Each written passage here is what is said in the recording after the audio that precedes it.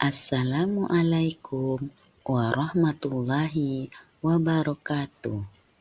Izinkan saya mempresentasikan aksi nyata modul 1.4 tentang diseminasi budaya positif oleh Pipi Ermaliza, SD Negeri 15 Pasaman, CGP Angkatan 9, Kabupaten Pasaman Barat.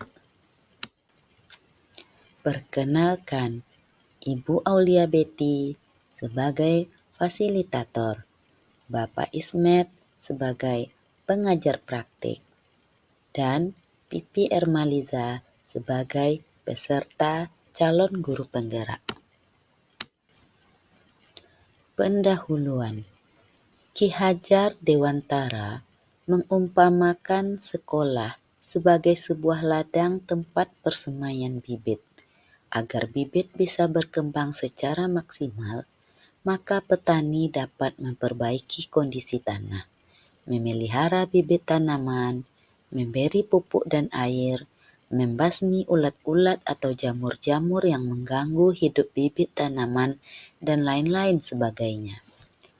Dari uraian tersebut, kita dapat memahami bahwa sekolah diibaratkan sebagai tanaman tempat bercocok tanam, sehingga guru harus mengusahakan sekolah jadi lingkungan yang menyenangkan, menjaga dan melindungi murid dari hal-hal yang tidak baik.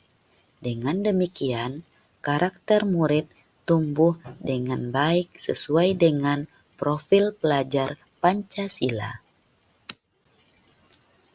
Tujuan.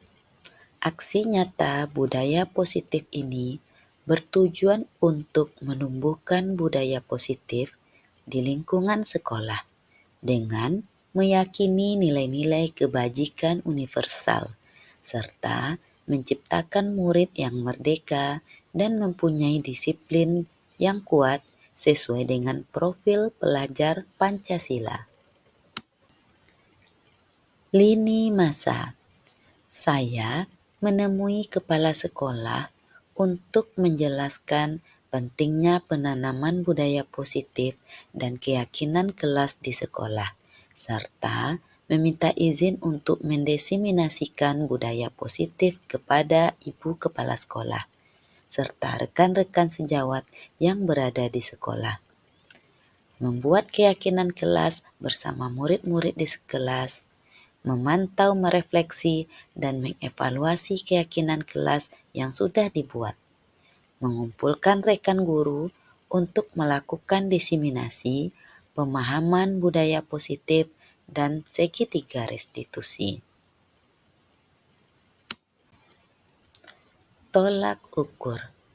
Siswa dapat melaksanakan keyakinan kelas yang telah disepakati bersama dengan kesadaran diri dan penuh tanggung jawab, serta terwujudnya kebiasaan-kebiasaan yang baik dalam diri siswa, sehingga tercermin karakter profil pelajar Pancasila.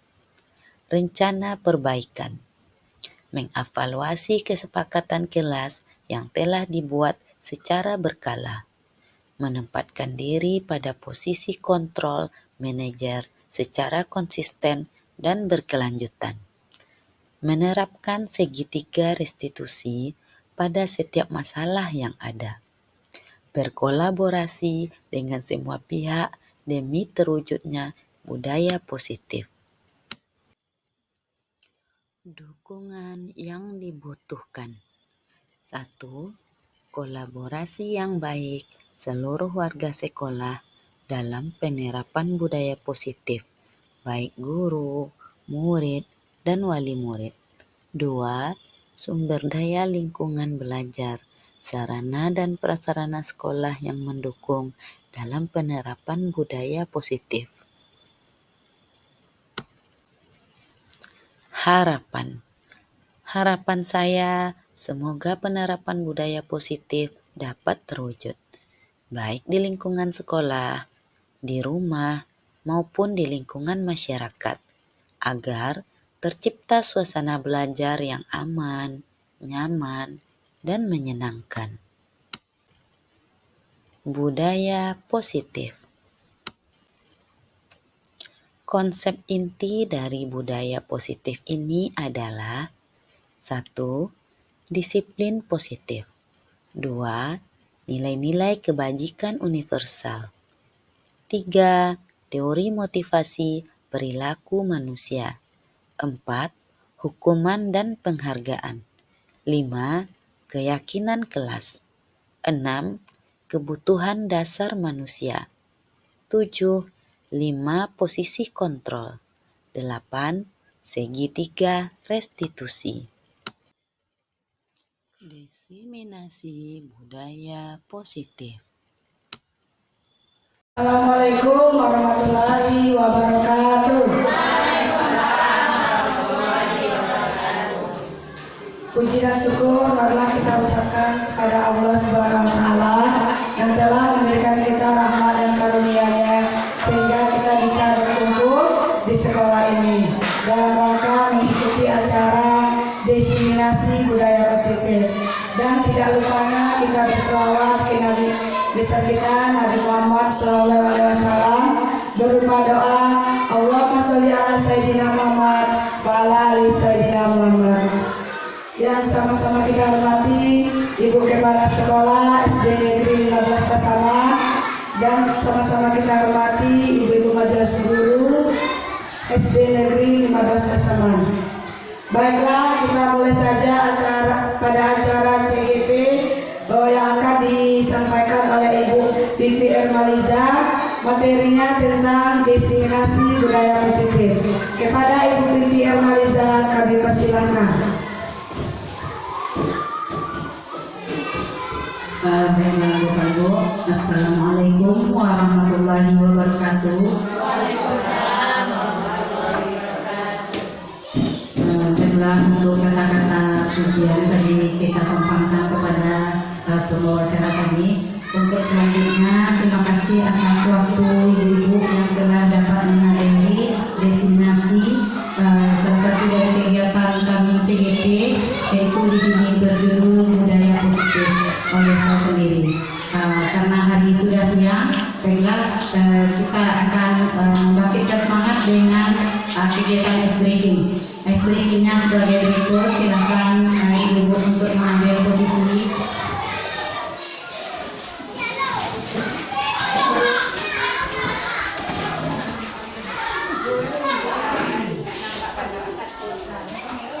Nah, kita mulai dengan berikut yaitu ice breaking lagu tangan diputar-putar.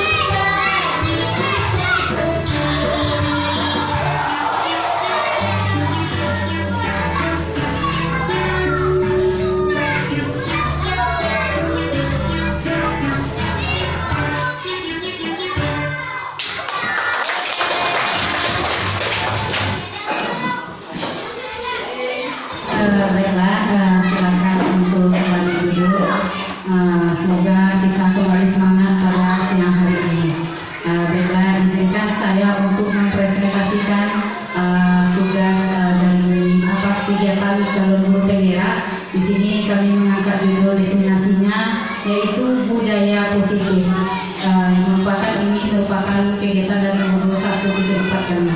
Dan untuk selanjutnya,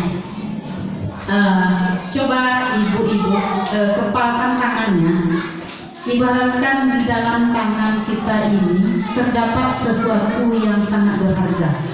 Nah, apakah ibu-ibu akan membuka tangan ibu apabila ada orang yang mungkin memaksa atau memberikan imbalan atau merayu, membujuk untuk ibu-ibu membukanya?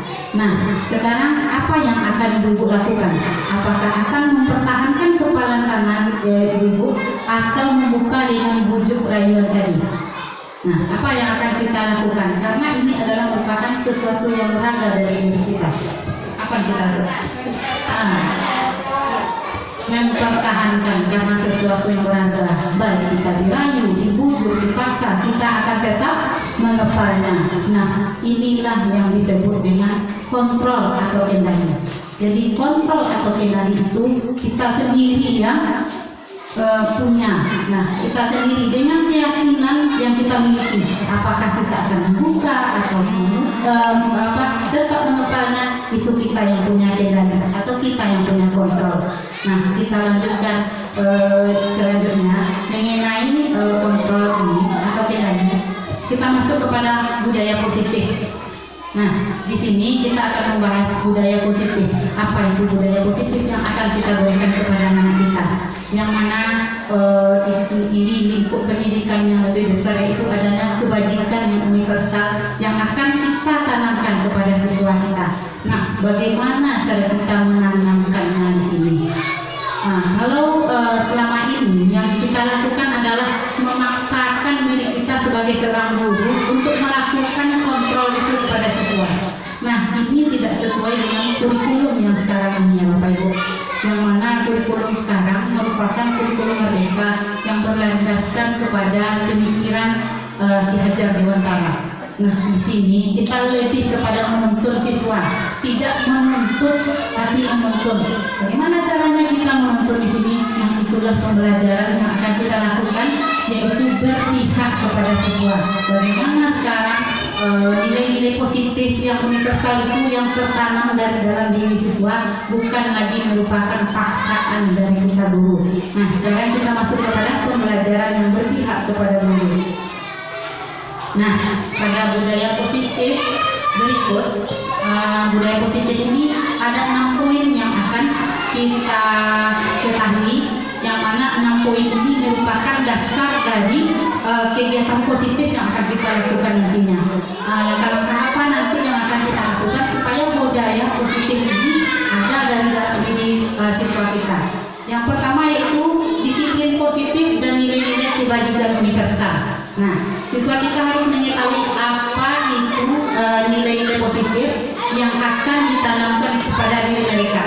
Kemudian ada teori motivasi dari dalam dirinya, yang mana nanti teori ini terbagi dari hukuman, penghargaan, serta restitusi. Poin yang ketiga, menanamkan keyakinan kelas.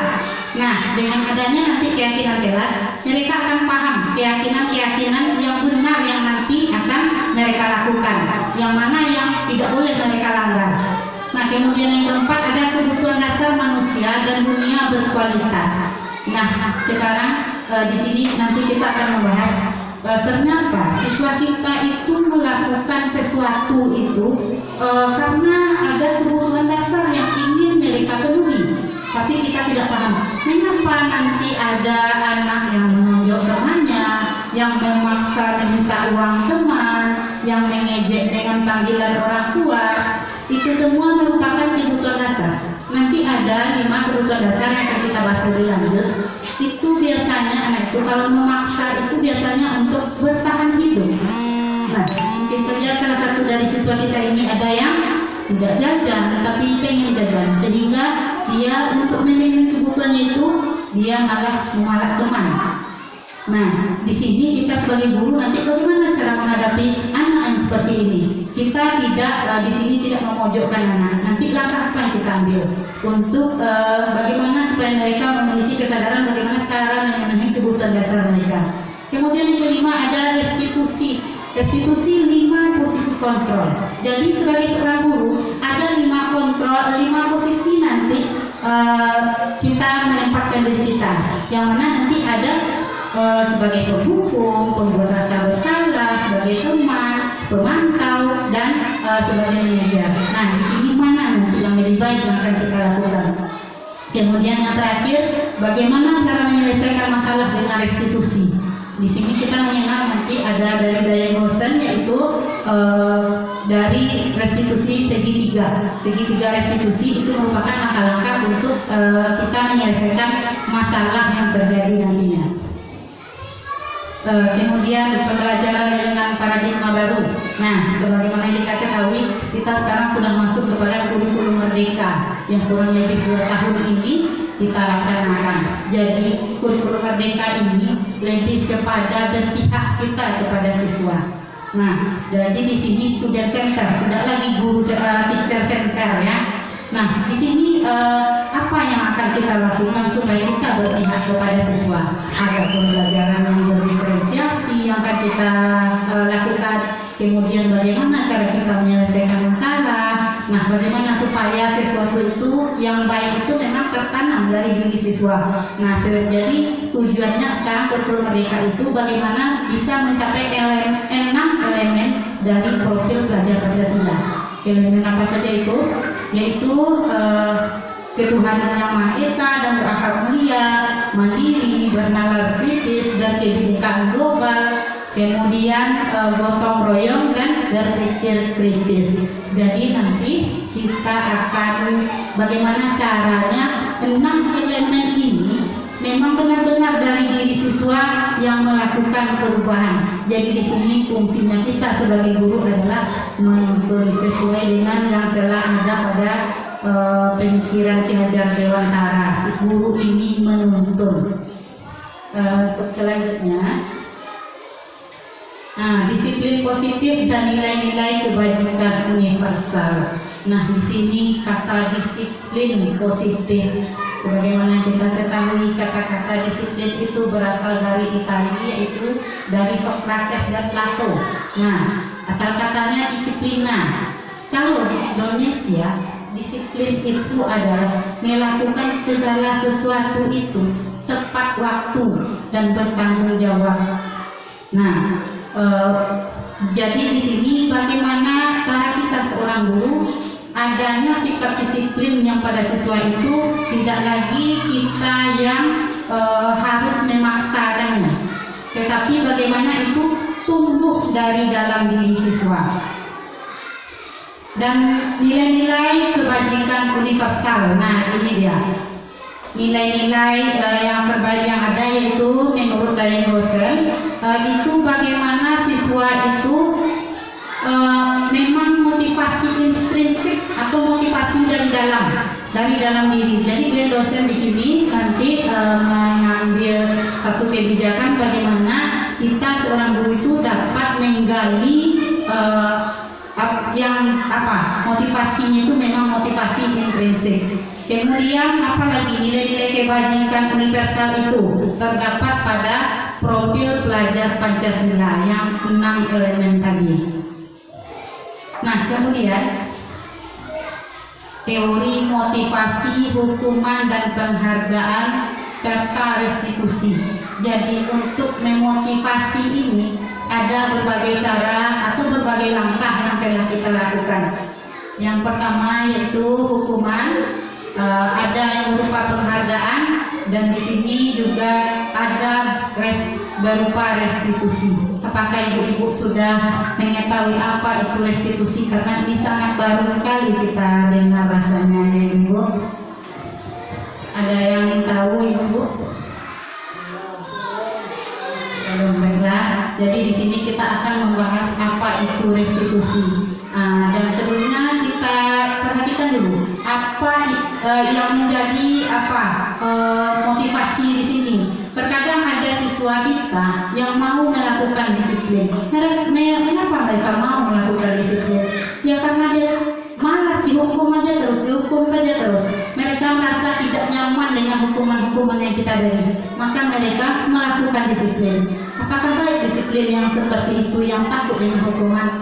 Itu untuk jangka panjangnya tidak baik juga, karena terlalu banyak kita menghukum, anaknya menjadi kebal dengan hukuman. Mereka nantinya akan merasa cuek, atau kalau istilah kita mengutuk, mengutuk mereka, oh saya dihukum aja terus sama ibu ini, biarlah. Jadi seperti itu. Jadi ini merupakan motivasi yang dari luar, eksternal. Nah ini untuk tingkat motivasinya itu adalah tingkat pertama. Dia menghindari ketidaknyamanan saja, maka mereka melakukan disiplin. Kemudian yang kedua yaitu motivasi yang lahir adalah mendapatkan imbalan atau penghargaan dari orang lain. Nah, mereka datang tepat waktu, mereka mengerjakan tugasnya dengan cepat, itu karena ada sesuatu yang diharapkannya. Nah, belum juga dari dalam dirinya. Berarti ini merupakan motivasi eksternal juga baru, karena dia mengharapkan sesuatu. Sampai kapan penghargaan itu atau imbalan itu selalu ada? Nah, takutnya kita nanti kalau tidak ada imbalan atau penghargaan, mereka malah tidak melakukan disiplin itu. Nah, kemudian yang ketiga, ini dia. Yang ketiga yaitu untuk menjadi orang yang mereka inginkan dan menghargai diri sendiri dengan nilai-nilai yang mereka percayai. Jadi sebagai guru kita di sini menanamkan keyakinan positif, ya, nilai-nilai kebaikan. Nah, nanti setelah tertanam dari dalam diri siswa, di saat mereka melakukan satu pelanggaran saja, kita bisa menanyakan keyakinan apa yang telah kamu langgar. Mengapa kamu melakukan? Jadi di sini kita akan memberikan pertanyaan-pertanyaan kepada siswa kita, yang mana nanti mereka akan berpikir, oh iya, saya telah melakukan hal ini. Nah, kita tanya, bagaimana sekarang? Langkah apa yang kamu lakukan supaya tidak terjadi lagi yang seperti ini? Nah, kita ajak mereka untuk berpikir. Nah, dengan sendirinya mereka akan berpikir bagaimana cara keluar dari masalah ini. Dengan catatannya, kita nanti tidak menghakimi anak. Artinya di saat mereka melakukan kesalahan, kita tidak serta-merta menyalahkan. Kamu juga lagi yang terlambat, kamu juga yang tidak seperti itu. Tapi nanti kita melemparkan pertanyaan-pertanyaan yang mana pertanyaan itu tidak menjatuhkan. Seperti tidak kamu saja yang melakukan kesalahan ini. Semua orang juga pernah, bukanlah kamu orang satu-satunya. Jadi di sini mereka merasa tidak dihakimi. Jadi permasalahan itu mereka akan terbuka mengatakan, oh iya Bu, saya tadi telah melakukan ini. Nah, sebagai seorang guru kita akan bertanya, kenapa kamu melakukannya? Nah, ada nggak hal yang lebih efektif dari ini kamu keluarkan daripada ini? Nanti dia akan berpikir, nah ini kira-kira saya lakukan. Ya, kalau seperti ini coba kamu lakukan, coba kamu terapkan. Ingin jadi seperti apa kamu nantinya? Nah, di sini mereka akan berpikir dan bernalar. Nah, di sini mereka akan lebih percaya diri kembali kepada kelompoknya lagi. Jadi tidak merasa terintimidasi. Untuk yang selanjutnya, ini ya, kira-kira gambarannya seperti ini. Kalau kita memberikan hukuman, itu anak merasa tidak nyaman. Motivasi yang timbul adalah motivasi eksternal. Yang kedua, itu ada lagi pemberian imbalan atau penghargaan. Nah, ini juga belum dari dalam diri, juga merupakan motivasi eksternal. Dan yang terakhir, bagaimana cara dia menghargai dirinya sehingga motivasi itu memang lahir dari dalam diri. Nah, inilah nanti yang merupakan motivasi internal, memang mendasar dari dalam dirinya untuk melakukan kebaikan itu. Nah, di sini kita masuk hukuman dan konsekuensi. Menurut ibu-ibu, apakah hukuman dan konsekuensi itu sama atau berbeda?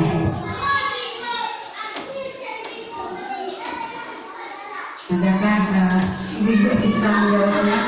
Apakah konsekuensi itu sama dengan hukuman atau berbeda?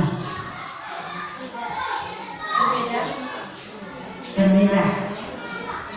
Ya, coba kita lihat. Kalau hukuman kita diberi hukuman, misalnya tidak bawa PR, misalnya mengambil sampah. Kalau konsekuensi akibat kalau hukuman berbentuk apa dia itu ucap, ini nanti kamu akan seperti itu. Tapi kalau akibat dari perbuatan melanggar itu, apa konsekuensinya? Rasanya berbeda antara hukuman dan konsekuensi. Konsekuensinya ya harus dijalani, harus dilaksanakan. Itu akibat melanggar hukuman, melanggar hukum. Gitu. Ya, terima kasih atas jawabannya Ibu Wek. Ya, ternyata kalau menurut Ibu Wek ini antara hukuman dan konsekuensi itu berbeda. Apa ada lagi pendapat lain? Baiklah, jika tidak ada, kita lihat pernyataan berikut sehingga kita bisa simpulkan apakah hukuman dengan konsekuensi itu berbeda. Nah, untuk yang pertama yaitu mencatat 100 kali di dalam buku kalimat saya tidak akan terlambat lagi karena dia terlambat datang ke sekolah. Apakah itu merupakan hukuman atau konsekuensi? Mencatat 100. Nah, oleh sebab itu dengan adanya materi ini kami sangat berterima kasih kepada Ibu Pipi dan akan mencoba untuk merubah kebiasaan-kebiasaan kita yang selama ini yang kita lakukan dengan budaya-budaya positif, dengan menggali apa penyebab dari perbuatan anak-anak itu. Nah, sehingga kedepannya seperti yang sampaikan Ibu Pipi tadi, anak-anak kita memang dari dirinya untuk berubah. Nah, itu yang kami sampaikan. Ini apa?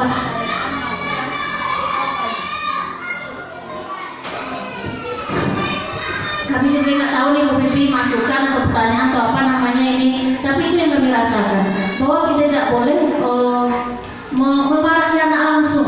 Cari permasalahannya dulu, tanyakan anak itu, jangan kita mencap seperti yang Ibu sampaikan tadi. Mudah-mudahan dengan adanya Ibu sampaikan tadi kita semua bisa berubah ke arah yang lebih baik dan anak-anak memang betul-betul senang menerima pembelajaran dari kita. Terima kasih. Assalamualaikum warahmatullahi wabarakatuh.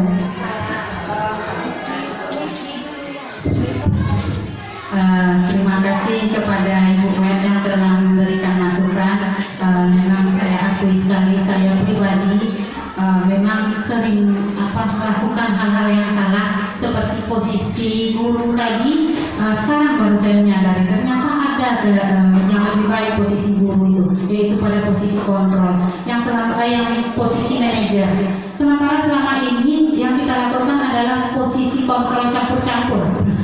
Ada di sana menghukumnya, pembuat rasa bersalah sebagai teman dan pemantau. Dan hari ini setelah memasuki kegiatan calon guru penggerak, wah ternyata ini dia ada kebutuhan dasar yang dipenuhi siswa itu sehingga mereka berperilaku seenaknya. Walaupun mereka sudah lama dikatakan, nah ini tidak boleh dilakukan, ini suatu kejahatan, tapi tetap aja dia lakukan. Ternyata inilah yang ingin dipenuhinya, kebutuhan dasarnya. Mereka pun tidak bisa pula mengontrol karena masih kecil. Apa yang harus saya lakukan untuk memenuhi kebutuhan dasar ini? Sehingga mereka lebih melakukan aksi-aksi yang tidak kita senangi. Kemudian pada saat menerima pembelajaran dari guru penggerak ini, baru saya paham ternyata ini merupakan pemikiran-pemikiran dari Ki Hajar Dewantara. Kita itu guru itu seperti tukang kebun, kata Bapak Ki Hajar Dewantara. Kenapa kita dikatakan tukang kebun sementara kita guru mengajar? Nah, tukang kebun, apalagi ini kebun jagung, apabila dia mendapatkan hasil panen yang tidak memuaskan, maka tukang kebun ini akan berpikir, apa kira-kira yang membuat tanaman jagung ini hasilnya tidak baik? Apakah pupuknya tidak bagus? Apakah bibitnya yang salah? Apakah cara merawatnya yang salah? Jadi kita diibaratkan seperti itu. Jadi guru ini apabila hasilnya anaknya itu tidak bagus, maka kita berpikir, bagaimana saya mengajarnya sehingga seperti ini ya? Jadi Itulah menurut pemikiran Bapak Ki Hajar Dewantara.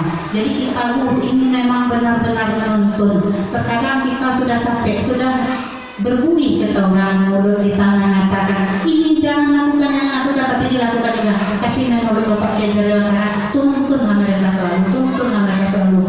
Ini anak ini ibarat gunung es. Nah, kenapa dikatakan ibarat gunung es? Gunung es itu seperti kapal Titanic yang menabrak gunung es, karena gunung es yang dilihatnya itu kecil di atas permukaan laut. Maka kalau ditabrak tidak mungkin hancur kapal ini yang dibuat dengan logam, dengan kayu yang mahal, yang apa. Tapi saat ditabrak yang ada kapal Titanic ini yang hancur. Karena apa? Tidak tahu dasarnya itu adalah gunungan es yang sangat keras dan besar. Nah, seperti itulah karakter anak ini. Kita melihat karakternya, karakter baiknya ini sangat sedikit sekali. Itu kira-kira kalau kami sudah mempelajari hanya 12%. Baru kami ini mencoba nyampe hanya 12% karakter baik yang didapatnya di sekolah ini. Kemudian yang 88% itu di mana? Ya di rumahnya.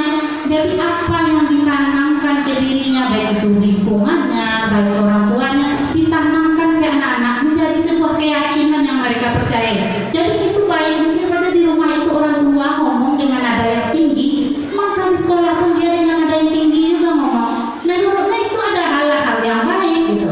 Jadi kita di sekolah ini menuntun. Kalau yang keberubah seperti membalikkan telapak tangan itu tidak gitu. Dan kemampuan kapasitas kita tadi untuk merubahnya itu tadi hanya 12% kita mampu merubahnya. Yang 88% ini sudah terbenam dengan keadaan lingkungan rumah, keadaan lingkungan masyarakat, bagaimana mereka berteman. Jadi itu yang membuat kita guru ini pusing ya. Cuman sangat sedikit sekali karakter baik itu yang bisa kita tampilkan. Tapi kembali lagi kepada kata Bapak Ki Hajar Dewantara, sekarang kita berusaha untuk menuntun mereka. Karena 5 tahun, 10 tahun lagi kita akan melihat anak-anak bangsa ini dengan budaya-budaya positif yang terbaik ini. Apa masih ada pertanyaan dari ibu-ibu?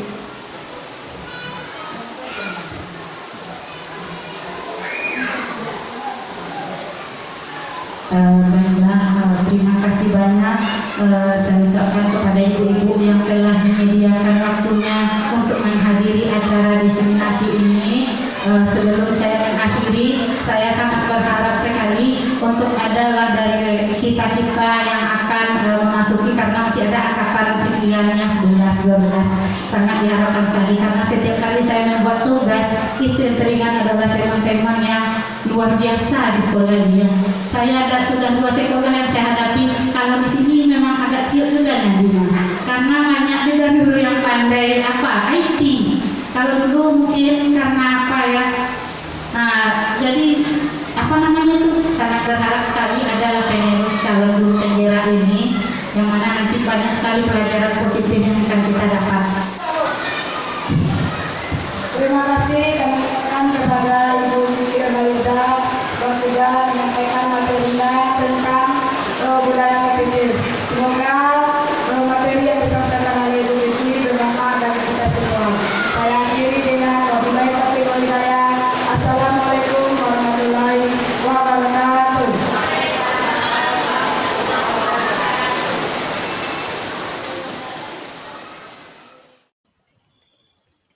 Membuat keyakinan kelas. Assalamualaikum warahmatullahi wabarakatuh.